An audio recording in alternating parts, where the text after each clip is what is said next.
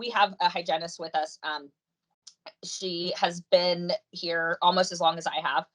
And I'll never forget when she started.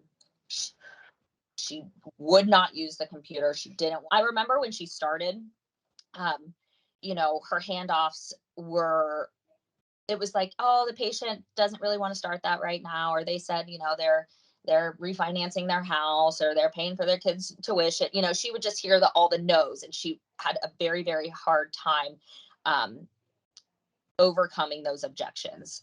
And with doing the role play, and being able to have such an instant gratification like the LumiSmile app, to be able to see the before and the after and to show it to them, I think for her, it made it a little less pushy, or like she never wanted to be salesy. She never wanted anybody to think that she's selling them anything.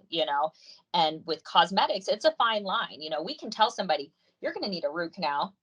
This is an infection. That infection can go to your brain and to your heart. It's a little bit easier to talk about stuff like that, I guess, with patients, or it comes a little bit more natural. But when we get into cosmetics, it's kind of like, you don't want to offend them.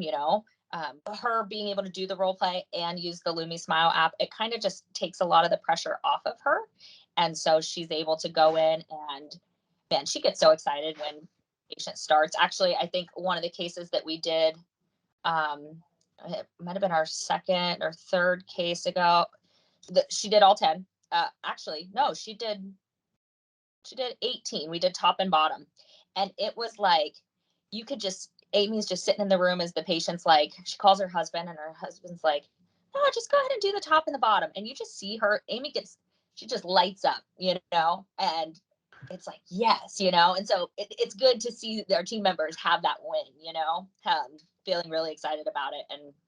And then again, she's off to go talk to more patients about it. So.